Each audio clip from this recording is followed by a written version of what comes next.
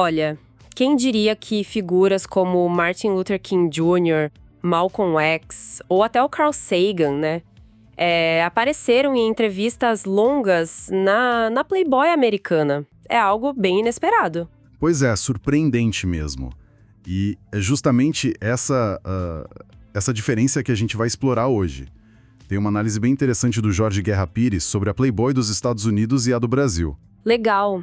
A ideia, então, é entender como a revista lá fora conseguiu ser, ao mesmo tempo, super famosa pelo erotismo e um espaço para debates sérios, né? Com entrevistas profundas. Exato. E como isso contrasta com a versão brasileira que, vamos combinar, teve um foco bem diferente. A gente vai tentar entender o que essa divergência toda revela sobre as duas culturas, segundo a visão do autor. E como funcionava essa dualidade lá nos Estados Unidos?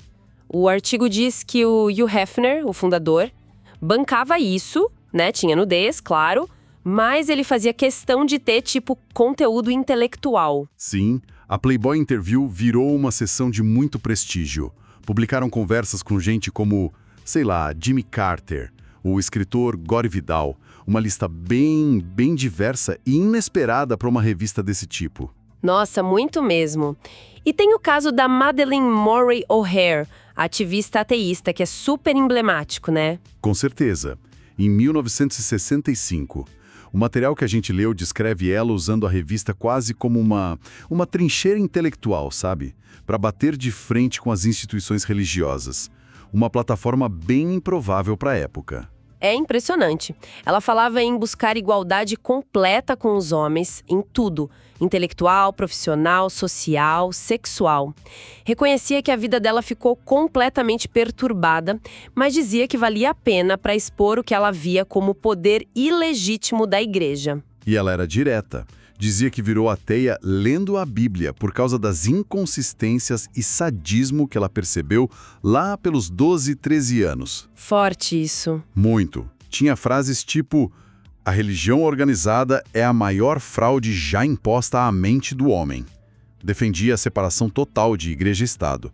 E rebatia as críticas dizendo que não era a mais odiada, mas sim a mais franca. E essa linha crítica continuou depois, né? O texto até cita o Woody Harrelson, bem mais recente, em 2009, falando que a Bíblia era um documento para controlar pessoas. Exato. Mostra que essa veia crítica, essa abertura para ideias polêmicas, persistiu de alguma forma lá. Mas é que no Brasil, bem, a história foi bem diferente, né? Essa mistura não aconteceu da mesma forma. Nem um pouco.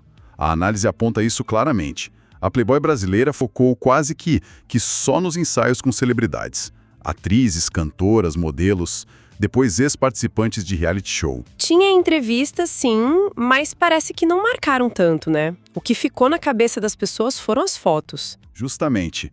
O autor argumenta que o público lembrava das mulheres, não das ideias que talvez estivessem ali nas entrevistas. A memória coletiva é muito mais visual nesse caso. E é aí que a análise cultural do Pires fica mais, digamos, provocadora. Ele sugere que isso pode ser um reflexo da nossa cultura. Sim, a tese central é essa. Uma tolerância maior aqui no Brasil para o corpo nu do que para a ideia nua. Principalmente se essa ideia for muito crítica, especialmente a religião. Interessante essa ideia de tolerância seletiva. Como ele desenvolve isso? Ele sugere que a nudez virou um produto de massa, quase um pecado venial, algo que a sociedade tolera, consome. Já a crítica mais direta à fé, num país de maioria cristã como o Brasil, seria vista quase como heresia, algo muito mais arriscado de se colocar numa revista de grande circulação. Faz sentido. Quer dizer, nos Estados Unidos, talvez essa mistura de erotismo e debate intelectual tenha criado um nicho, talvez mais marginal, mas reconhecido. Aqui ficou mais no campo do entretenimento mesmo. Exato. A comparação direta que o texto faz é essa. Eu, Essay e Yu com o erotismo mais alta cultura, meio marginal e sofisticado. Brasil, restrito ao entretenimento puro. A implicação é um pouco incômoda, né? Sugere uma preferência por consumir celebridades, em vez de pensar junto com o cientista ou um crítico social. Levanta essa questão. E a crítica à religião, por exemplo, talvez tenha ficado mais restrita a outros espaços, menos populares. Sim, nichos acadêmicos, militantes. O ponto é que aquela trincheira para ideias mais dissidentes que a Playboy americana acabou sendo, não teve um equivalente aqui com o mesmo alcance. A conclusão do autor é essa: maior tolerância ao erotismo do que à crítica religiosa ou de poder. Ok, então pra gente amarrar. De um lado, a Playboy americana, um lugar inesperado onde conviveram o erotismo e um debate intelectual às vezes bem denso, bem crítico. Isso. E do outro lado, a versão brasileira, muito mais focada no entretenimento visual, nas celebridades, sem deixar essa mesma marca no campo das ideias. Isso. E por que essa análise toda é relevante pra gente hoje? Além da curiosidade sobre a revista em si. Olha, eu acho que essa comparação nos ajuda a pensar sobre como diferentes sociedades lidam com o corpo, com a crítica, com espaço para ideias que fogem do comum na mídia de massa.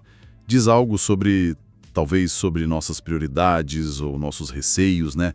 O que a gente tolera mais ou menos no debate público. E, para finalizar, fica aqui uma provocação que o próprio texto levanta. Se essa dinâmica existir mesmo, essa facilidade maior em lidar com o corpo nu do que com a ideia nua, será que a gente consegue observar isso em outras áreas da nossa cultura, da nossa sociedade brasileira? Fica aí para pensar.